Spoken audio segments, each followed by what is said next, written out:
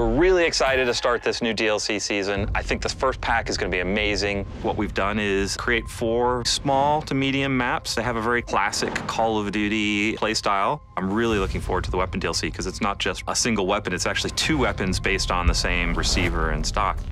And we've got a great new Extinction experience coming that I think fans are going to really love. With DLC, we really like to have fun, and that really shows in our first map, Fog. Fog is a dark, gloomy, intense map straight from a horror film. It's broken up into 3 different areas. We have like a tall grass area. We have even like cabins in the woods. If you really want to dominate, you can hold down the barn, get up in the upper window, and you can actually look out both sides and pick people off. If you complete a field order, you actually get to become Michael Myers. Very iconic horror film persona. You don the mask, you have the axe, the soundscape changes, everyone knows you're coming, and you're just tearing them up. Bayview is a mid-sized map. This kind of like quaint, peaceful boardwalk town. You can see these naval destroyers. And if you complete a field order, you can call in an artillery strike that decimates your enemy. Bayview's a great map, and it supports all playstyles. You have the high sniper points on each corner that can fire across to each other. You have your run and gun section throwing sentry guns on the trolleys. So you'll be sitting there waiting for the enemies, and all of a sudden you're just getting wrecked by this sentry gun.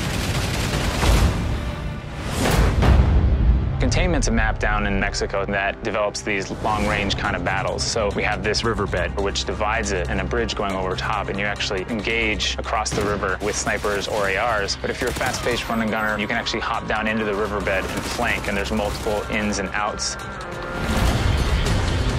In containment, there's a radioactive missile. If you complete a field order, you can actually call in a mortar strike that detonates the missile and just destroys anyone in the area.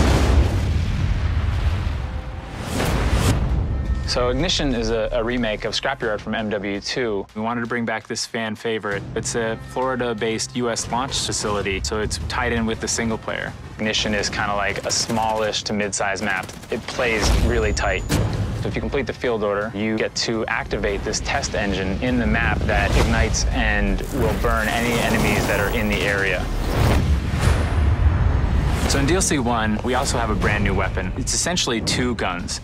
It's a highly accurate, very dependable rifle. It comes with a sniper kit, and it has a really cool, teched out sniper scope. So depending on your playstyle, we've got you covered there as well.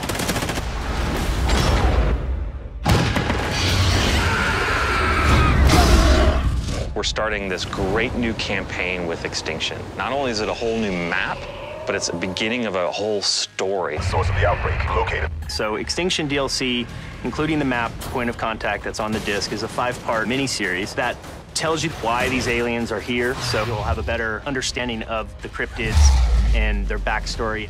Please hurry. Well, in DLC 1, we pick up where it left off after Point of Contact. The Nightfall map's a snow base up in Alaska. It's over-the-top, bombastic action. One of the new weapons you'll find is derived from scorpions that you've encountered in the game. We've got a new alien type called the Phantom, and he's pretty difficult to fight because he likes to jump a lot. As he's jumping, he becomes invisible. We also have a new cryptid called the Breeder, largest boss creature we've ever done. One of the things I think is great about Call of Duty as a franchise is really strong at supporting the community with content post-launch. This year's no different. We've got a great season of content coming. All of this will be coming January 28th.